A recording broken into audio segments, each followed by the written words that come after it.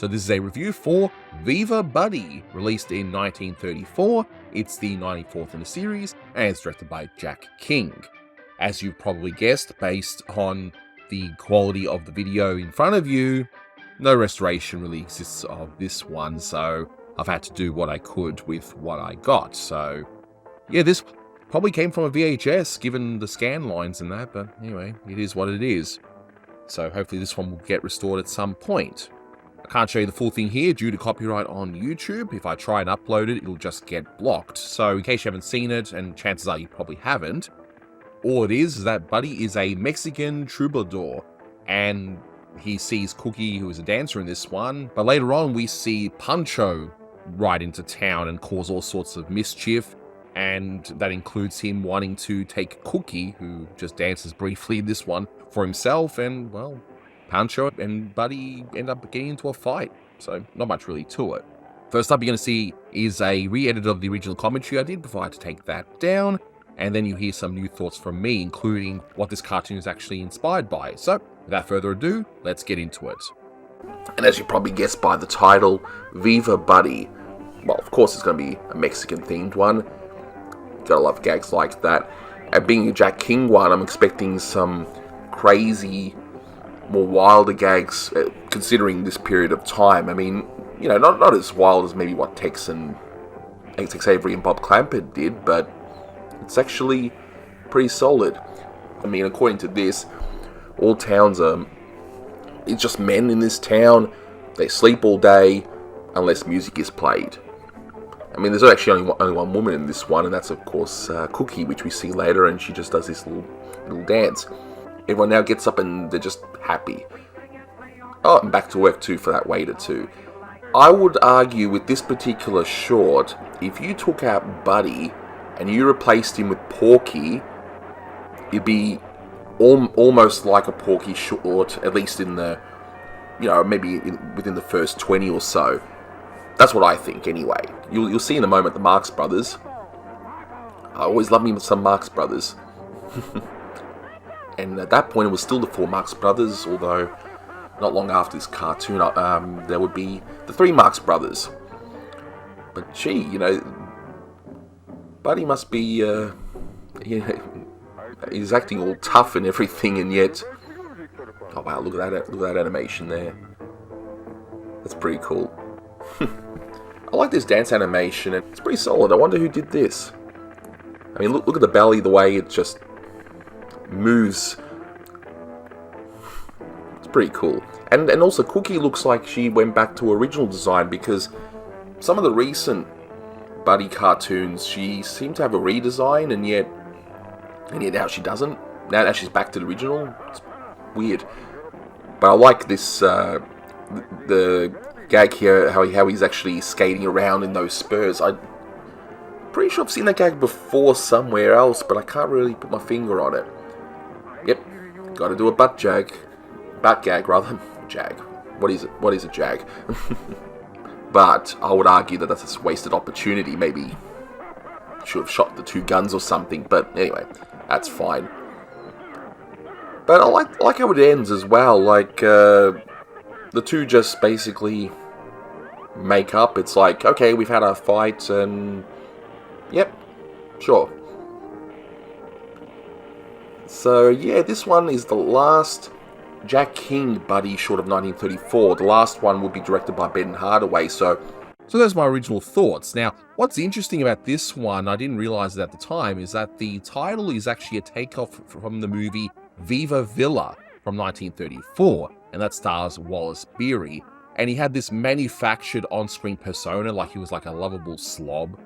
But reading further about him, by many accounts, a lot of people found him to be a very difficult person, very rude, and pretty much the opposite of his on-screen persona. So it is what it is. That's what I was reading. But what's also interesting is that the main bad guy in this short is actually a takeoff of Wallace Beery. So if you look at the way that he's designed, it's pretty much from that movie. Now, I haven't actually seen it, so let me know if you've seen both Viva Buddy and Viva Villa, and just tell me if it's has any more similarities aside from the bad guy looking like Wallace Beery. But let's take a look at a few things that I missed from the commentary from start to finish. So, the song that Buddy plays in the beginning is Madrid, but he actually does different lyrics. So I wasn't sure if that was an original tune by Norman Spencer, but in this case, no, it's actually a real song, and it's pretty much the theme of this short as well. Now, I'm not familiar with Spanish, aside from seeing a few things in the cartoons, of course, but I have no idea about the Spanish language. So I did ask my good friend Manny Cruz, the Toonie Tenor, just to see if he can translate some of these things. And given the quality of this short, that's not restored. Now, some of the words are hard to see, so maybe some of it's wrong, but you guys can correct me in the comments below. But for what I see, tienda de comestibles, and believe me, I know I'm butchering the Spanish language here, okay? I definitely know I am. Apparently, that's a grocery store. Tome la pulga cerveza. Oh, gee, I'm really butchering it, aren't I? Drink flea beer. Yeah, I think there must be something to do with the quality of this print, or maybe that is a joke. I don't know. But anyway, it is what it is. But Manny wasn't sure about Gran Bailey Soupe. So if you know that one, or have an idea of what it might be, let me know in the comments as well. Botica y Relojeria Azteca. So is that like an Aztec drugstore and watchmaker? Again, question mark on that stuff. But anyway, so after a while, we see this silly little hat gag, and I thought it was kind of amusing that Buddy's just walking around, just singing, because why not? And then he walks down on this guy's pile of hats, right? And then he just kicks that guy. Like, the guy's just going about his business here, Buddy's being a bit of a jerk and kicking him. I don't know. Gags like that just make me laugh because it's unintentionally funny. Coming from the balcony above me, the night is near in dear old Monterey.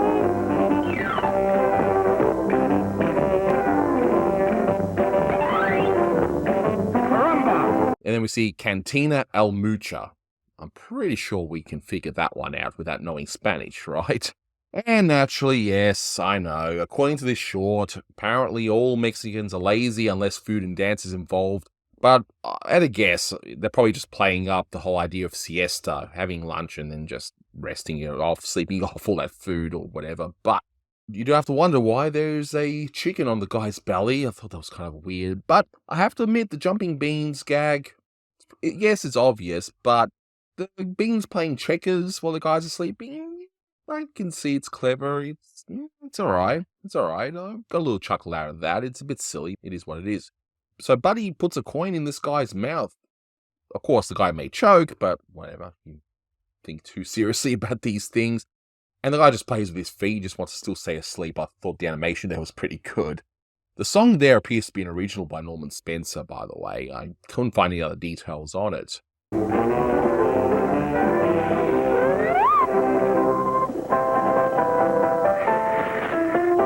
And you do have to wonder why a guy is using a clothes model to play as a guitar instead. It's one of those weird gags that you just shrug and go, all right, we'll go with that.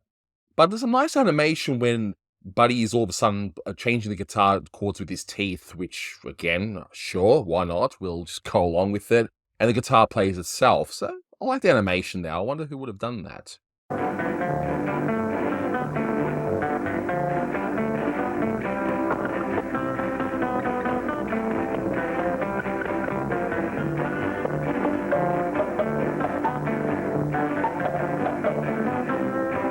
So we see in the background some more Spanish. So, carniceria and vasos y platos. According to Manny, that's a butcher store and cups and plates. Yeah, okay, sure. Because I wanted to see if anything in the background was like a pun or just something funny, but looks like a lot of it's just straight on anyway. And then we see a Flintstone-style joke, believe it or not, where we see a whole bunch of people arriving into town, and it turns out, no, they're just walking it, so why not, right? And we see drink tequila. I don't know if that's just, why is the spell that way? Is that a variation on the actual spelling that I'm not aware of, or is it just them trying to be funny? I don't know. So again, that's what you guys can comment in the comments below. And as if it is fake, it's the kind of thing that eventually the Spanish-related shorts, like the Speedy Gonzalez's and that sort of thing. They'll do all these exaggerated Spanish in the background, similar to what Chuck Jones would also do in relation to the French language for the Pepe Le Pew shorts.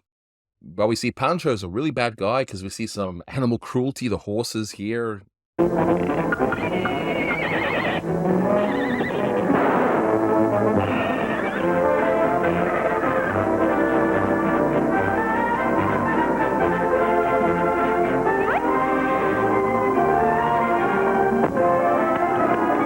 Yes, we know he's a bad guy. He doesn't have to use his horse in that way, but anyway. But I do like the exaggeration on the characters saying, Pancho, Pancho. I don't know, something about the designs here.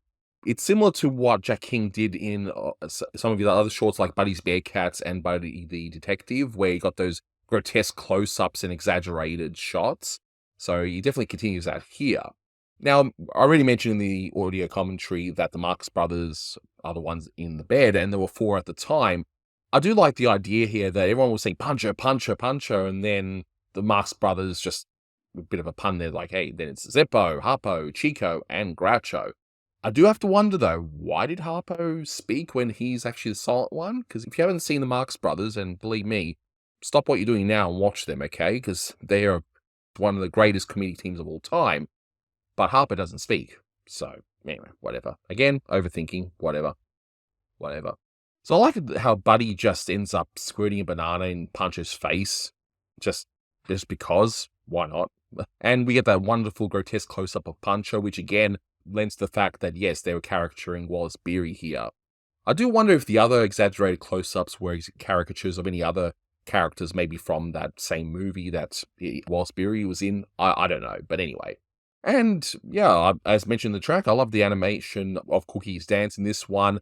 But the best part has to be Pancho dancing by clenching his butt cheeks. We all love butt jokes, don't we, right?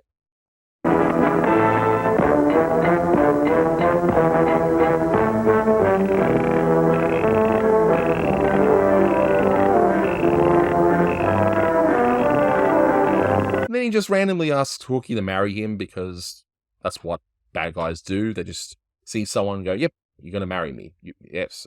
But one thing I do have to wonder is how big is that hat that Pancho has that he uses to hold Buddy after he gets whipped? It's a very weird perspective gag. How short is Buddy? How big is that? Whatever. I'm overthinking this one for sure. But the ending is very weird. So they have this whole fight. So the bad guy, he comes into town, causes trouble, tries to get the girl that Buddy's interested in, and he's like, I was only fooling Buddy. So what? Were they friends before? They just, I don't know, guys. The ending is so bizarre. But this short itself, this one's probably more funny in spite of itself. There's a lot of just weird stuff in here. And a lot of the early Jack King stuff is really weird, I find, anyway. And it's worth watching for that alone. Some of the gags are genuinely funny. But then you got a lot of stuff that's unintentionally funny as well. And you got those weird, grotesque close-ups that Jack King liked to do. But look, this one's like 6 out of 10. It's fine, but if you can track it down, and there are places you can find it like Dailymotion, not YouTube. It's copyrighted. Sorry. Yeah, I wish I could play for you guys, but yeah, it is what it is. But that'll do it for this one. Thank you so much for watching, and until next time, take care.